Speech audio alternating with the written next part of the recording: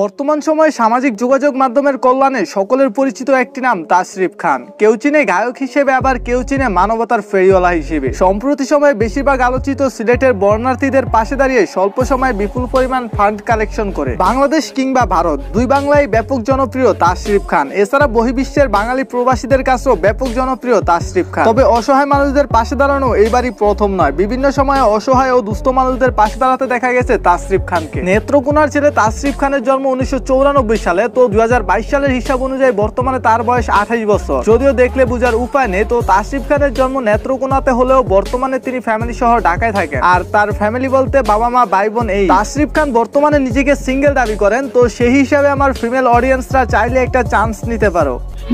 আবার কি ডিসক্রিপশনে তাশরিফ খানের সকল সোশ্যাল প্ল্যাটফর্মের লিংক দেওয়া থাকবে, তো চাইলে ইনবক্সে গিয়ে মানে কথা বলতে পারো। তাশরিফ খানের বর্তমানে ফ্যামিলি মেম্বারদের মধ্যে রয়েছে বাবা মা ছাড়াও 3 ভাই এবং ছোট বোন। তাশরিফ খান 2016 সালে একটি বেসরকারি কলেজ থেকে মাধ্যমিক ও উচ্চ মাধ্যমিক লেখাপড়া শেষ করেন। মানে তখন আমি মাত্র প্রাইমারি স্কুলে পড়ি আর কি।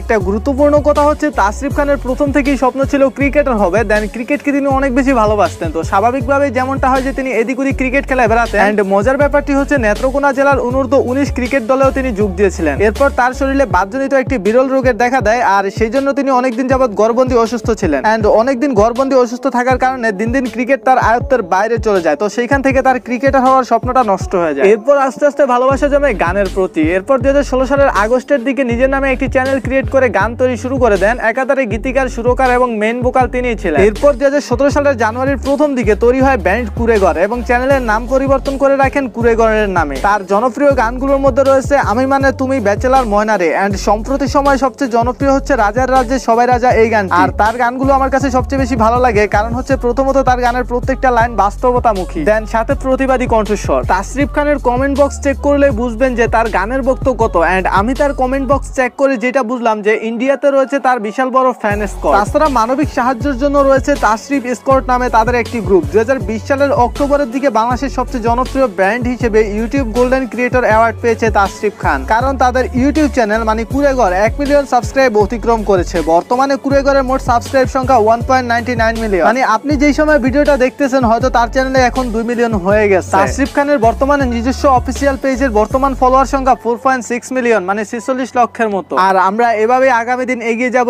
ইনশাআল্লাহ। আর অন্য সব ভিডিওর মাঝখানে কিছু কিছু লাইফস্টাইল ভিডিও বা আদার ক্যাটাগরির ভিডিও নিয়ে আসবো। সেই বিষয়ে তোমাদের মন্তব্য কি? আর চাইলে চ্যানেলটা সাবস্ক্রাইব করতে পারো নতুন হলে। এন্ড ভালো থাকবে, সুস্থ থাকবে, টেক কেয়ার, আল্লাহ হাফেজ।